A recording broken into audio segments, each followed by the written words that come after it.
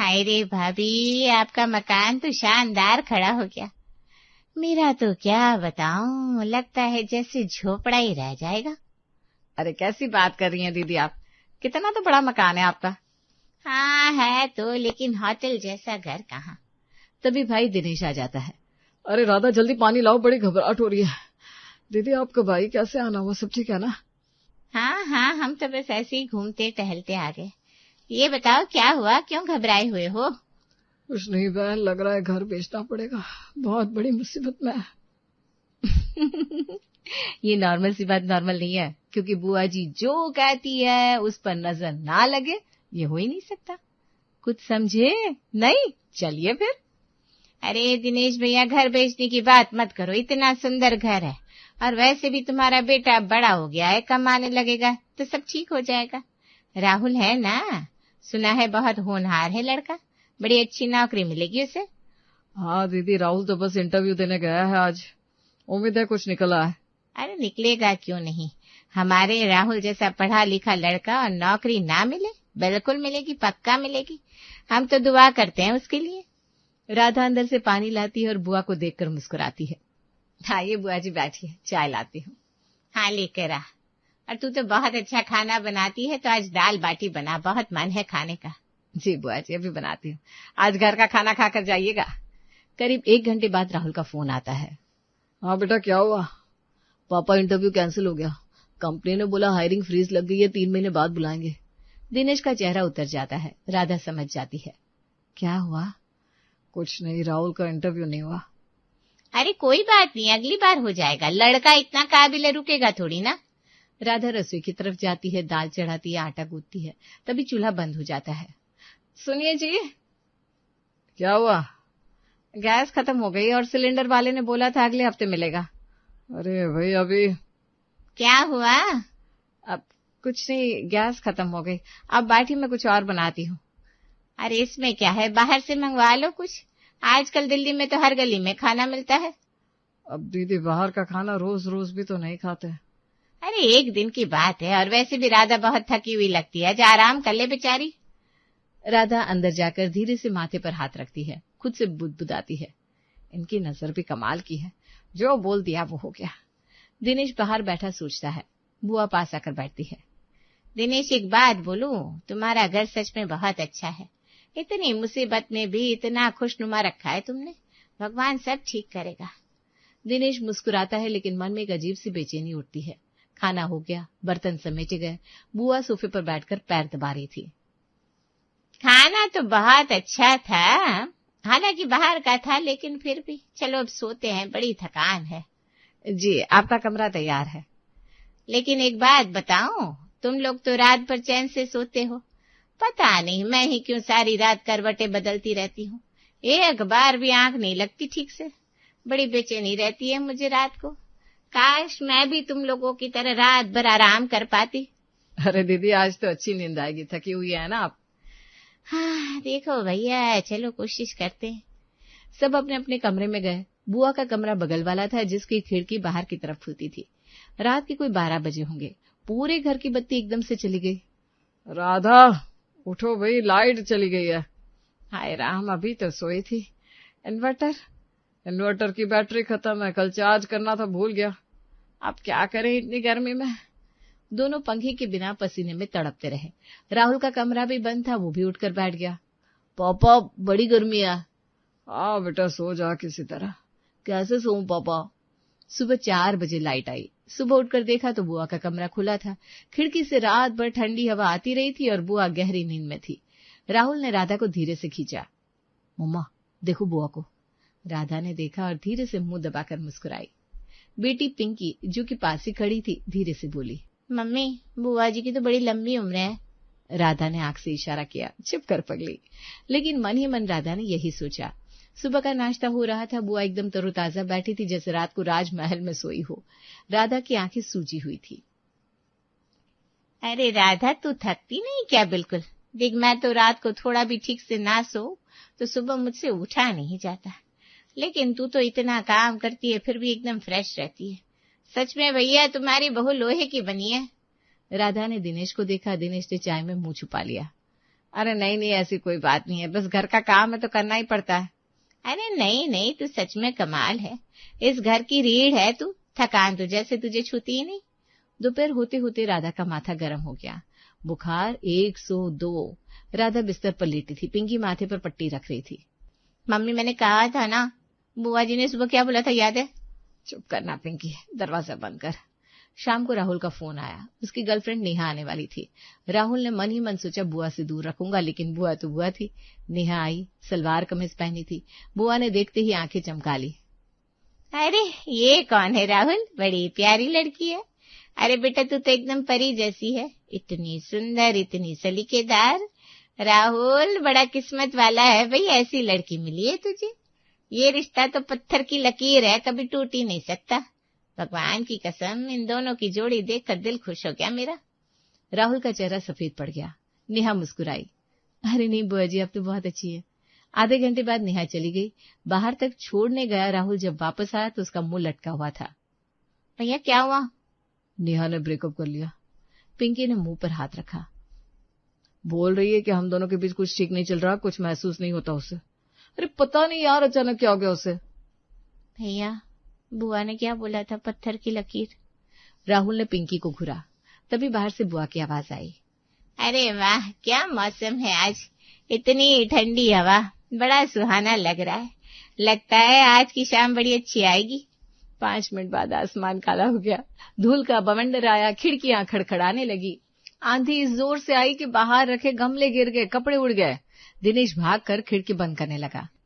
राहुल और पिंकी कोने में खड़े एक दूसरे को देख रहे थे। भैया डायरी निकालूं? हाँ यार, अब तो लिखना ही पड़ेगा। रात को जब बुआ सो गई तब दिनेश के कमरे में पंचायत बैठी। पापा अब कुछ करना पड़ेगा, ये ऐसे नहीं चलेगा। नेहा गई, नौकरी गई, लाइट गई, आंधी आई और मम्मा को बुखार आ गया। ये सब कोई इत्तेफाक नहीं है। राहुल बेटा, बुआ तुम्हारी बड़ी है, ऐसे नहीं बोलते हैं। पापा बड़ी है तो ठीक है, लेकिन उनकी जुबान का क्या करे? डायरी में देखो मैंने लिखा है, जितनी बार उन्होंने तारीफ की उतनी बार कुछ न कुछ हुआ, एक बार भी नहीं बचे हम। पापा हम एक काम करते हैं, बुआ को कुछ बोलने का मौका ही मत दो। बस जैसे वो मुंह खोले हम लोग कुछ ना कुछ करते। मैं खासूंगा, आप उन्हें किसी काम में उलझा देना, और मम्मा तो वैसे भी बुखार में है तो वो तो दूर ही रहेगी। यार ये तो गलत है। पापा गलत सही बाद में, पहले घर बचाओ। अगली सुबह बुआ नाश्ते पर बैठी, राहुल अलर्ट था। अरे राहुल बेटा, आज तो तू बड़ा अच्छा लग रहा है एकदम। क्या हुआ, ठीक है ना तू? हाँ बुआ, बस गला है थोड़ा। अब बताइए चाय कैसी है? चाय तो बहुत अच्छी है राधा बहू, तेरे हाथ की चाय तो। राधा रसोई से ही बोली। बुआ जी वो दूध कम था, आज अच्छी नहीं बनी। बुआ हैरान। दोपहर को राहुल का एक जरूरी फोन आने वाला था, नई कंपनी से कॉल था। राहुल ने पापा को इशारा किया। दिनेश तुरंत बुआ के पास गया।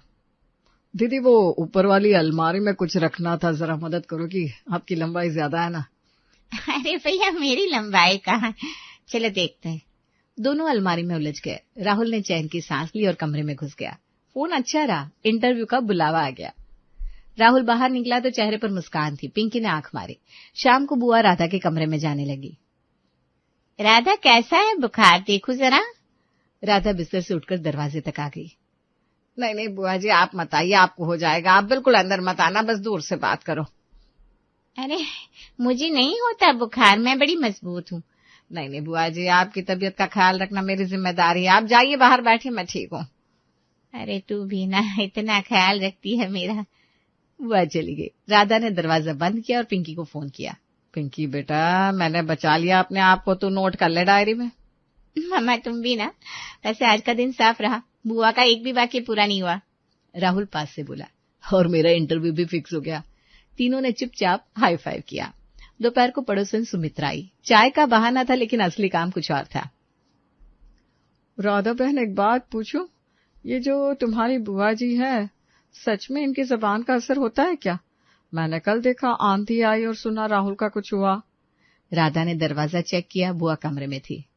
सुमित्रा दीदी धीरे बोलो, लेकिन हाँ पिंकी की डायरी में पूरा हिसाब है, एक भी बार नहीं बचे हम, जो बोल दिया वो हो गया। अरे राधा बहन ये सब अंधविश्वास है, मैं बात करती हूँ इनसे, देखती हूँ क्या होता है। अरे रुको रुको ऐसे मत करो।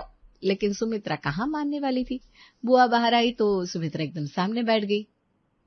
बुआ जी नमस्ते। बहुत सुना है आपके बारे में, आप तो बहुत भाग्यशाली लगती हैं, चेहरे पर नूर है एकदम। अरे बहन रहने दो, हम तो बस साधारण इंसान है, लेकिन तुम भी कम नहीं हो। इतना सुंदर घर है तुम्हारा, और तुम्हारा बेटा भी बहुत होनहार है। क्या नाम है? विकास। हाँ, विकास बड़ा तेज लड़का है, इतना समझदार, इतना सीधा। ऐसे बच्चे तो भगवान नसीब वालों को देते हैं। सुमित्रा मुस्कुराती रही। राधा अंदर से देख रही थी। पिंकी ने डायरी निकाल ली। शाम को सुमित्रा भागती हुई वापस आई। राधा बहन, राधा दरवाजा खोलो। अरे क्या हुआ? विकास का स्कूल से फोन आया, आज क्लास में मास्टर जी से बहस कर ली उसने, प्रिंसिपल ने बुलाया है कल। इतना सीधा बच्चा और आज अचानक। राधा ने मुंह दबाया। राधा बहन, वो बुआ जी ने क्या बोला था, समझदार सीधा। मैंने रोका था ना आपको। सुमित्रा अंदर आकर बैठ गई। ये अंधविश्वास नहीं है, ये कुछ और है, अब क्या करें। पिंकी पास आई और डायरी खोलकर दिखाई। देखिए, लिस्ट बहुत बड़ी है, आपका नाम भी जुड़ गया। सुमित्रा ने डायरी देखी और सिर पकड़ लिया। बुआ का सामान बंद गया था। 3 दिन रुकी थी। घर वाले बाहर से हंस रहे थे, लेकिन अंदर से राहत की सांस ले रहे थे। भैया चलती हूँ अब, बहुत दिन हो गए, घर याद आ रहा है। अरे दीदी और रुको ना। राहुल ने पापा को हल्के से कोहनी मारी। मतलब जब मन हो तब आ जाना दीदी, हम तो हमेशा खुश होते हैं आपके आने से। बुआ राधा के पास गई। राधा, ख्याल रखना अपना, बुखार में भी घर संभाला तूने, सच में तू तो। अरे आप जाइए, आपकी गाड़ी का टाइम हो रहा है ना। राधा ने बात काट दी। पिंकी ने अंगूठा दिखाया। बुआ की गाड़ी गई, सब अंदर आए, और फिर जैसे किसी ने जादू कर दिया। पहले गैस वाले का फोन आया। भैया सिलेंडर आ गया, अभी दे जाओ क्या? हाँ हाँ अभी दे जाओ। फिर राहुल का फोन बजा। हाँ बोलिए।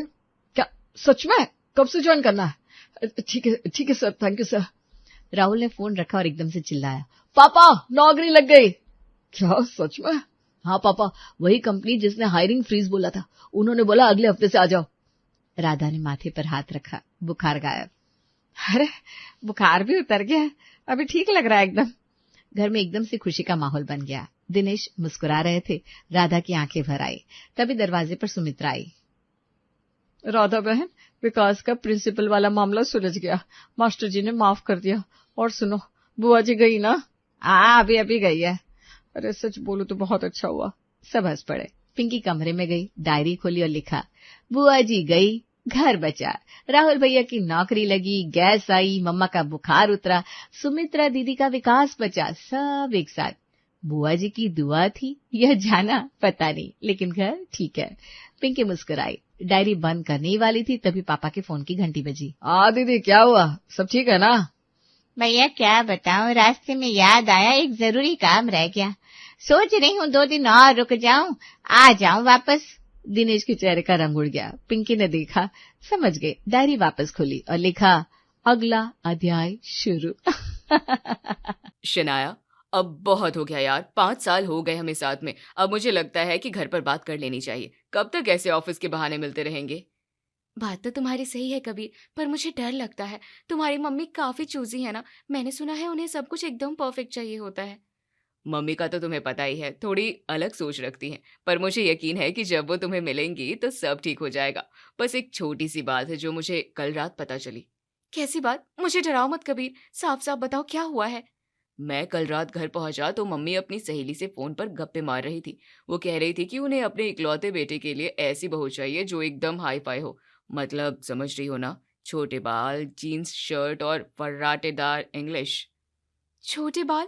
कबीर तुम मजाक कर रहे हो ना? तुम्हें पता है मुझे अपने इन लंबे बालों से कितना प्यार है। मम्मी को बालों से क्या लेना देना? यार वही तो पंगा है, मम्मी को लगता है कि लंबे बाल मतलब पुरानी सोच की लड़की। वो चाहती हैं कि उनकी बहू उनके साथ किटी पार्टी में मेम साहब बनकर जाए। अगर उन्होंने तुम्हारी एक घुटनों तक लंबे बाल देख लिए तो वो पहली बार में ही रिजेक्ट कर देंगी। कबीर रात को घर पहुंचा और मम्मी के पास जाकर सोफे पर बैठ गया ताकि उनकी पसंद और जान सके।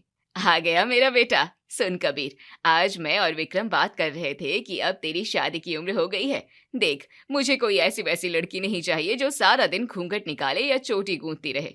मम्मी, पर लड़की के गुण देखने चाहिए ना। बाल छोटे हो या बड़े, इससे क्या फर्क पड़ता है? आजकल तो सब बराबर है। फर्क पड़ता है कबीर। मुझे अपने साथ घुमाने के लिए एक मॉडर्न सहेली जैसी बहू चाहिए। तूने मेरी सहेली शर्मा आंटी की बहू को देखा है? क्या स्मार्ट लगती है छोटे बालों में। मुझे भी वैसी ही मेम चाहिए घर में। नताशा, तुम भी ना बस बाहरी दिखावे पर टिकी रहती हो। लड़की अच्छी होनी चाहिए बस। बाल तो आज छोटे हैं, कल बड़े हो जाएंगे, इसमें इतना क्या सोचना। आपको क्या पता विक्रम, मेरी शुरू से हसरत थी कि मैं वैसी बनूं, पर घर गृहस्थी में उलझ गई। अब कम से कम मेरी बहू तो मेरी पसंद की आएगी। कबीर, तू बस ऐसी ही लड़की ढूंढना, बाकी सब मैं संभाल लूंगी। मम्मी, अगर मुझे कोई लड़की पसंद आ जाए और उसके संस्कार अच्छे हों पर उसके बाल लंबे हो, तो क्या आप उसे एक्सेप्ट नहीं करोगी? बिल्कुल नहीं, मुझे वो लंबी चोटी वाली बहुएं बिल्कुल पसंद नहीं। मुझे तो एकदम ट्रेंडी लुक चाहिए। तू बस मेरी बात गांठ बांध ले, बहू आएगी तो छोटे बालों वाली ही आएगी। अगले दिन कबीर और शनाया अपनी दोस्त रिया के साथ कैफे में बैठे इस समस्या का हल ढूंढ रहे थे। यार कबीर, तू इतना टेंशन क्यों ले रहा है? आंटी को छोटे बालों वाली बहू चाहिए ना, तो मिल जाएगी, इसमें रोने वाली क्या बात है? रिया, तुम समझ नहीं रही हो, मैं अपने बाल नहीं कटवा सकती। मुझे ये बाल बहुत प्यारे हैं और इन्हें बढ़ाने में सालों लगे हैं। और मुझे भी इसके लंबे बाल ही पसंद है रिया, पर मम्मी के सिर पर तो बस वो मेम वाला भूत सवार है। मुझे समझ नहीं आ रहा कि शादी कैसे होगी। अरे बाबा, किसने कहा कि बाल काटने पड़ेंगे? आज के जमाने में क्या कुछ मुमकिन नहीं है। शनाया, तू बस ये देख कि मैं क्या कमाल करती हूँ। मेरे पास एक तरकीब है। कैसी तरकीब? देखो रिया, ऐसा कोई काम मत करना जिसके बाद में कोई बड़ी मुसीबत खड़ी हो जाए। झूठ की बुनियाद पर रिश्ता टिकता नहीं है। झूठ कहाँ है यार, ये तो बस एक छोटा सा मेकअप का हिस्सा है। मेरे पास ऐसी हेयर एक्सेसरीज है और क्लिप्स हैं जिनसे तेरे इतने लंबे बाल को अंदर ही ऐसे फोल्ड कर देंगे कि बाहर से किसी को पता भी नहीं चलेगा। क्या सच में ऐसा हो सकता है? मतलब मम्मी को लगेगा कि इसके बाल छोटे हैं और असल में वो लंबे ही रहेंगे। हाँ भाई, बस एक बार आंटी को इस लुक में दिखा दो, वो फिदा हो जाएंगी। और बाद में जब शादी पक्की हो जाएगी और वो शनाया को पसंद करने लगेंगी, तब धीरे से सच बता देंगे। अभी तो बस उन्हें मनाने की बात है ना। मुझे थोड़ा अजीब लग रहा है कबीर, पर अगर तुम्हारी मम्मी को मनाने का यही एक रास्ता है तो ठीक है, चलो एक बार ट्राई करके देखते हैं। कबीर ने जब नताशा को शनाया की शॉर्ट हेयर वाली फोटो दिखाई तो नताशा की आंखें फटी की फटी रह गई और उन्होंने फौरन शादी के लिए हाँ कर दी। अरे शीला, तुम मानेगी नहीं यार, वैसी ही बहू मिली है जैसी मैंने सोची थी। कल ही मिलकर आई हूँ उससे। क्या चमकता हुआ चेहरा है उसका, बिल्कुल सूरज जैसा दमकता हुआ। और स्टाइल, भाई जो बंसल जी की बहू खुद को मॉडर्न समझती है ना, शनाया उससे भी 4 कदम आगे है। क्या फर्राटेदार इंग्लिश बोलती है, सुनकर ही मजा आ गया। मैं तो खुद को बहुत अप टू डेट समझती थी, पर वो तो असली मेम साहब है। मल्टीनेशनल कंपनी में ऊंचे ओहदे पर है और ऊपर से ये छोटे बाल, बिल्कुल वही क्लास और वही नजाकत। कबीर ने तो एक ही बार में मेरी सारी मुरादें पूरी कर दी। अब देखना, जब मैं उसे अपनी किटी पार्टी में लेकर आऊंगी तो सबकी आंखें पटी रह जाएंगी। शादी की बात पक्की हुई और कुछ ही हफ्तों में बड़े धूमधाम से कबीर और शनाया की शादी हो गई, जिसके बाद शनाया ने खन्ना हाउस में बहू बनकर कदम रखा।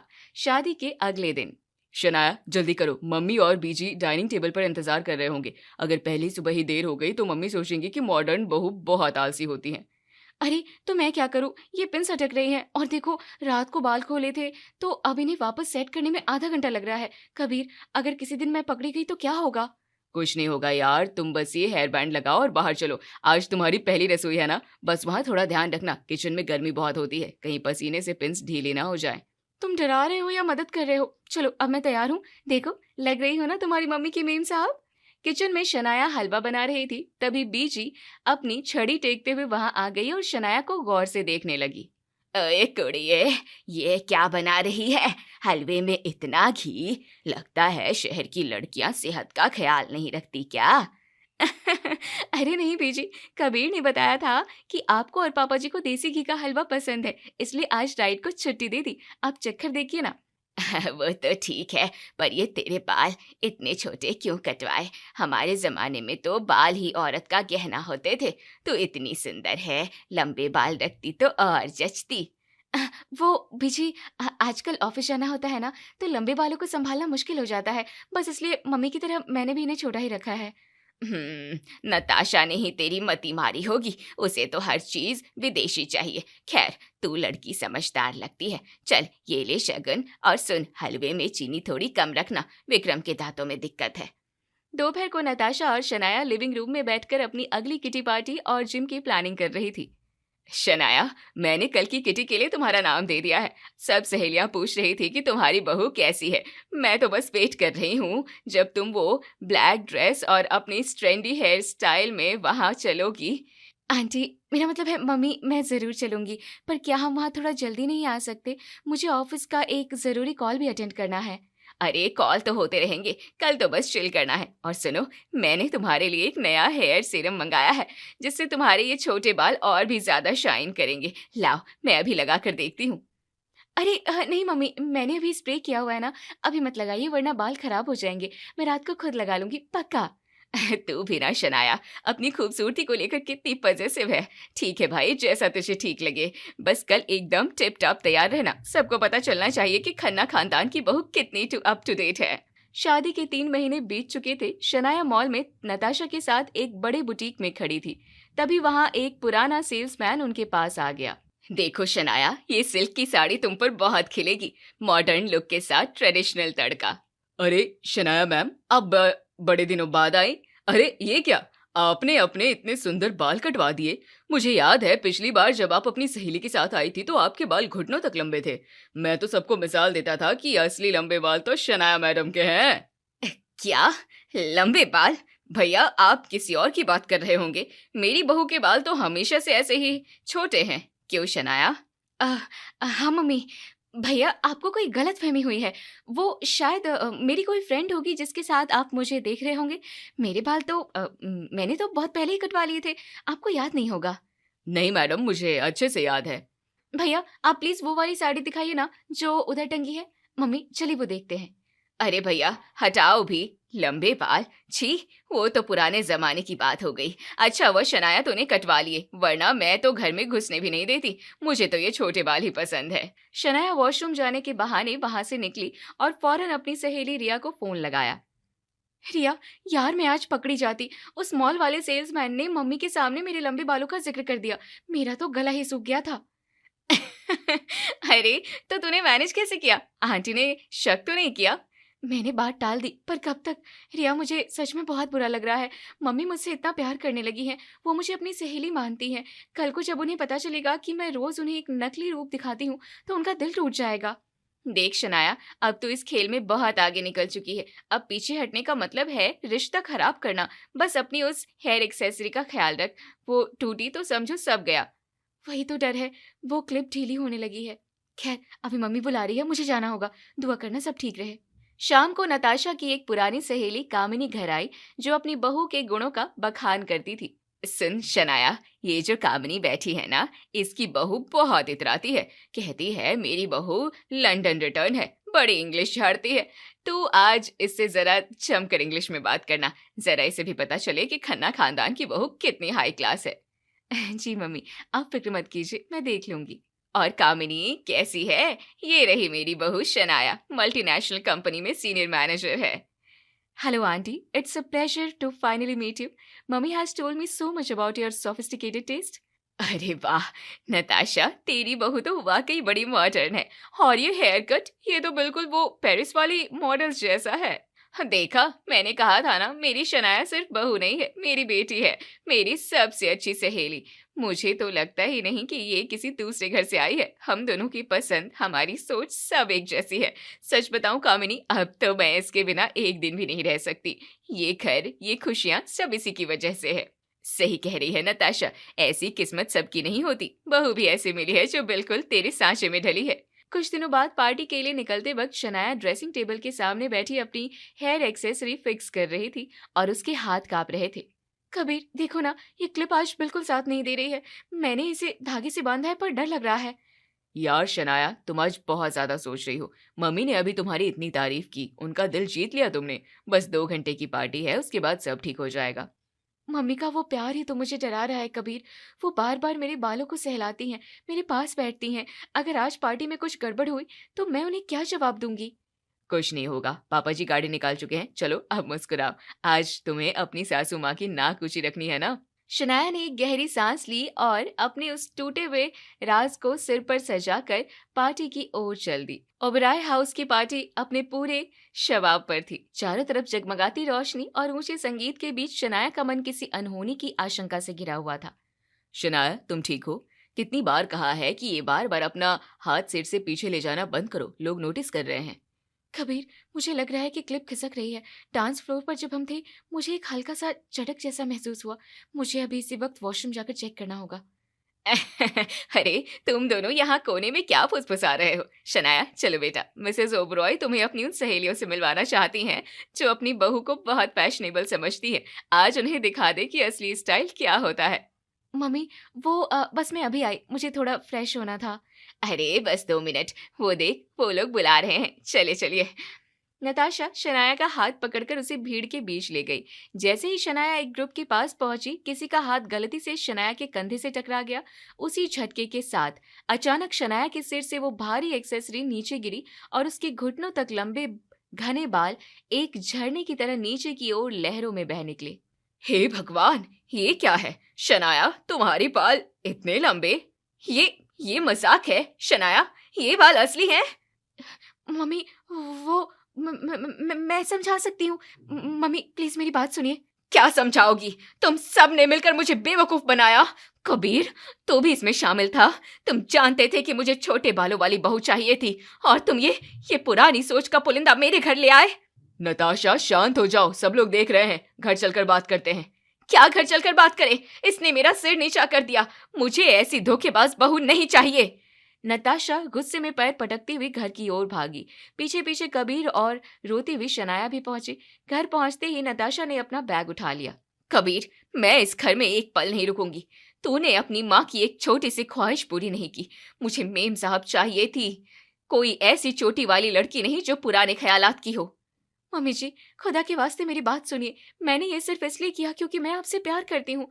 कबीर ने कहा था कि आप शादी के लिए नहीं मानेंगे। मुझे लगा कि अगर मैं वैसी बन जाऊं जैसी आप चाहती हैं तो आप मुझे अपना लेंगी। अपना लिया था मैंने, पर तुमने जिस शनाया को मुझसे मिलवाया वो तो कोई और थी। ये लंबे बाल, ये वो वही सब है जिससे मैं नफरत करती हूँ। या तो अभी के अभी ये बाल कटेंगे या फिर तुम इस घर से बाहर जाओगी। मम्मी आप पागल हो गई हैं क्या? बाल काटना या ना काटना उसकी मर्जी है। उसने आपकी हर बात मानी, आपकी सहेली बनी, आपके साथ घूमी। क्या वो सब झूठ था? नताशा ने 3 दिन तक किसी से बातचीत नहीं की और उसने अपने आप को कमरे में बंद कर लिया। तभी कमरे का दरवाजा खुला और सावित्री देवी अपनी छड़ी टेकती हुई अंदर आई। उनके चेहरे पर एक अजीब सी शांति थी। बस कर नताशा, बहुत बोल लिया तूने, अब जरा मेरी भी सुन ले। बीजी आप इसमें मत पड़िए, इसने हमें धोखा दिया है। धोखा उसने नहीं, तूने खुद को दिया है। एक बात बता, पिछले 3 महीनों से ये लड़की तेरे साथ सुबह जिम जाती है, तेरे साथ इंग्लिश में गप्पे मारती है, तुझे मॉल में शॉपिंग कराती है। क्या उस वक्त इसके बाल छोटे थे या बड़े, इसे तुझसे फर्क पड़ा? पर बीजी मुझे तो मॉडर्न बहू चाहिए थी। अरे ओ नताशा, आधुनिक होना दिमाग से होता है, कैंची से बाल काटने से नहीं। तूने अभी खुद अपनी सहेली से कहा था कि शनाया तेरी सबसे अच्छी दोस्त है, तो क्या आज वो दोस्त 3 बालों की लंबाई में फंसकर रह गई? तो कहती थी कि तुझे इसके जैसा बनना था, तो क्या तू सिर्फ इसलिए वैसी नहीं बन पाई क्योंकि तेरे बाल लंबे थे? नहीं, तू इसलिए नहीं बन पाई क्योंकि तूने कभी कोशिश ही नहीं की। बीजी देख बहू, ये कुड़ी तेरे हिसाब से चली, तेरी हर खुशी का ख्याल रखा, यहाँ तक कि अपनी सबसे प्यारी चीज इसने अपने इन बालों को भी छुपा कर रखा ताकि तू खुश रहे। क्या तुझे इसमें उसका प्यार नहीं दिखता? तुझे एक ऐसी बहू मिली है जो दिल की अमीर है और दिमाग से मॉडर्न, और तू उसे सिर्फ इसलिए घर से निकाल रही है क्योंकि उसकी चोटी घुटनों तक है। किसी को तो इतने सुंदर बाल नसीब नहीं होते और तू इन्हें काटने की बात कर रही है। नताशा ने धीरे से शनाया की तरफ देखा जो सोफे से कोने में बैठी सिसक रही थी। उसके लंबे बाल अब भी उसके कंधों से होते हुए फर्श को छू रहे थे।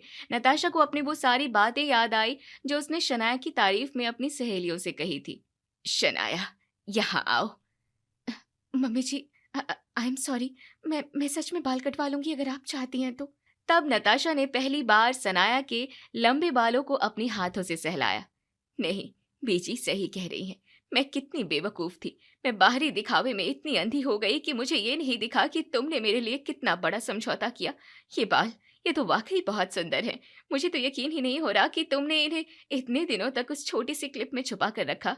नताशा अब तो मान जाओ कि तुम्हारी बहू वाकई सुपर वुमन है। हाँ मान गई, कबीर तो सही था। शनाया जैसी बहू मिलना मेरी खुशनसीबी है। और सुनो शनाया, कल जब हम किटी पार्टी में जाएंगे तो तुम इन बालों को छुपाओगी नहीं। मैं गर्व से सबको बताऊंगी कि मेरी बहू मॉडर्न भी है और उसके पास वो खूबसूरती भी है जो आज के दौर में मिलना नामुमकिन है। तो इसका मतलब अब घर में शांति है?